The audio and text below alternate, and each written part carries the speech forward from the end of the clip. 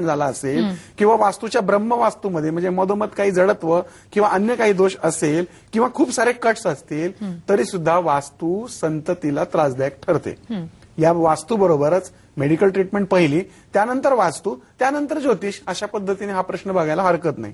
त्यासाठी त्यांची पत्रिका पाहणं गरजेचं आहे.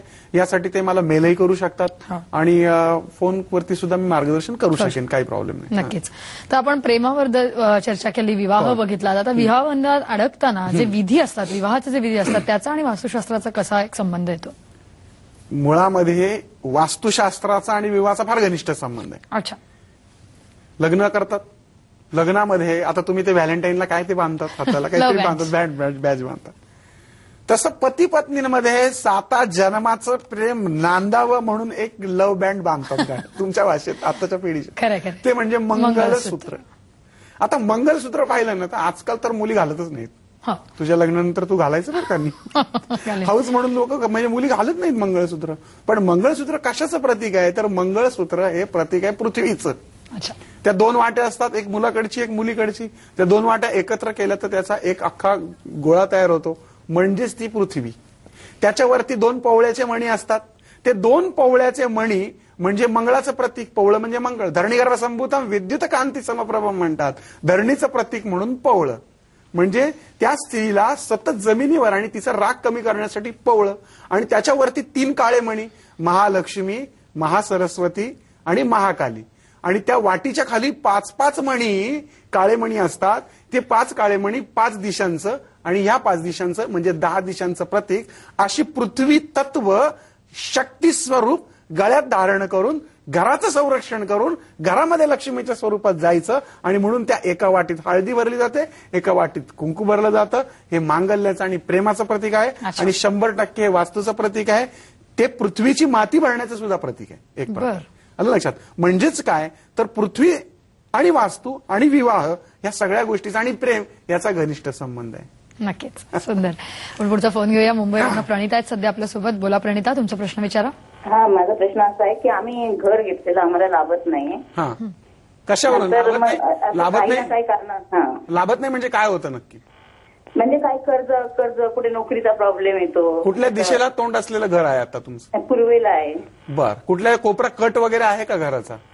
नाही, म्हणजे ईशान्य कोपऱ्याला टिपॉय ठेवलेला आहे, साईडला असं सोफा. बरं, मला एक सांगा, एकाच व्यक्तीच्या नावावर वारंवार घरं घेतली जातात का? हो, कारण त्यांना लोन सिस्टीमने त्यांच्याच नावावर घर घेतलं जातं. मग त्याच्यावर दुसरं नाव पण टाकू शकतात. समजा तुमचं नाव टाकू शकतात, दुसरं नाव पण. गव्हर्नमेंट नोकरी असल्यामुळे त्यांना ते तसा प्रॉब्लेम होतो ना. ठीक आहे, मग तुम्ही काय करा, जरी त्यांच्या घरी हाऊस ऑफ आहे ना. बरं का, जरी तुम्ही असं असलं तरी तुम्ही एक काम करा की ठीक आहे, प्रकरण त्यांच्या नावाने उद्या घर वास्तू सगळं घ्या, पण तुम्ही घराच्या नावावर जी पाटी लावाल त्या पाटीवरती श्री तुमच्या पतीचं पूर्ण नाव आणि त्याच्या खाली सौ म्हणून तुमचं पूर्ण नाव लावा. त्याचबरोबर त्याच्या खाली 2 आणि 4 इंग्रजीमध्ये गोल 2 आणि 4 काढून त्याला एक राऊंड काढा आणि हा ब्ल्यू कलर मध्ये काढा. आणि जी वास्तू तुम्ही घ्याल त्या वास्तूमध्ये एका चांदीच्या डबीमध्ये मध, धने, साखर, केशर, अत्तर, मोती, हळदी कुंकू भरा, झाकण बंद करा आणि ती घरात पुरा. आणि मला सांगा, तुमचं घर नक्कीच जाणार नाही. ते घर ठेवून परत दुसरं घर तुम्ही घ्याल आणि मला जरूर पेढे पाठवा ज्या दिवशी तुम्ही दुसरं घर घ्याल. नक्कीच. तर वास्तुशास्त्र आणि प्रेम या विषयावर आपण चर्चा करतो. ही चर्चा अशीच पुढे चालू राहणार आहे. महाराष्ट्र कॉलिंगमध्ये इथे घेतो एक छोटासा ब्रेक.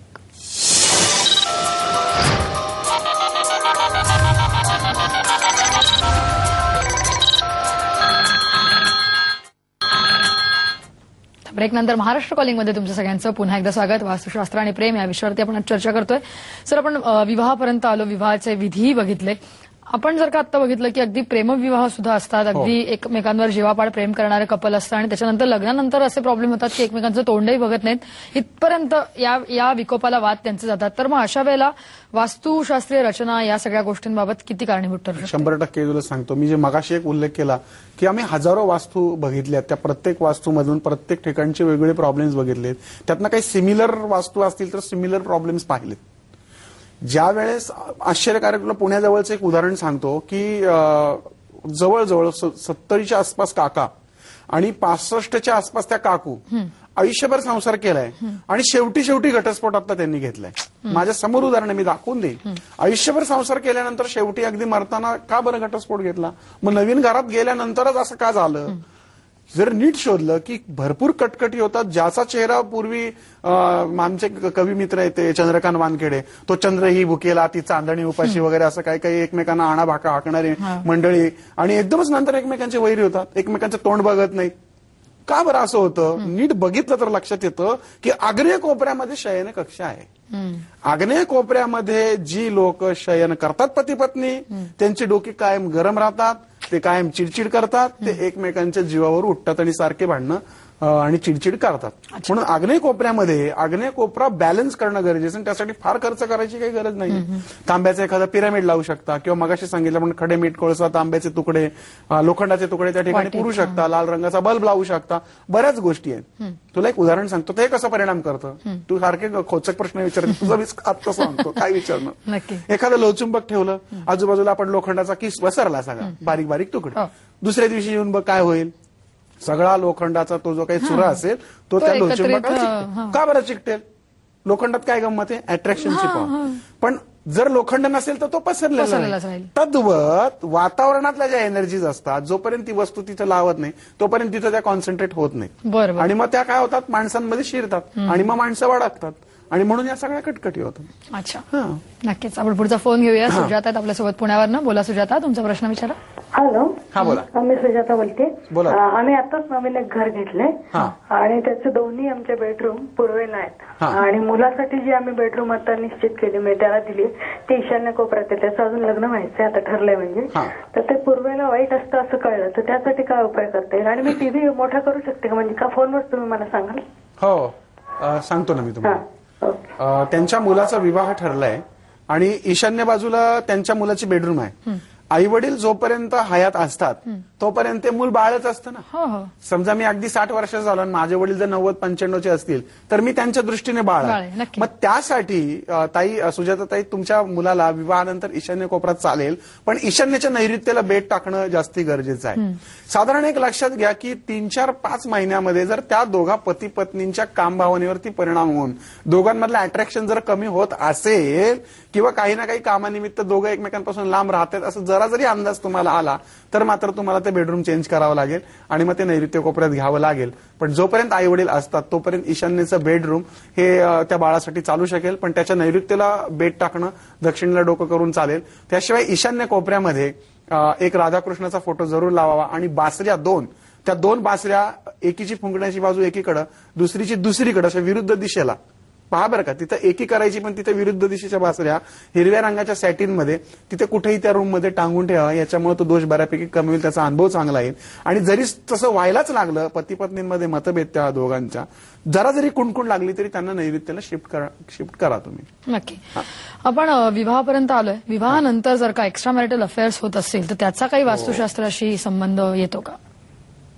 फार म्हणजे गंभीर विषय आहे.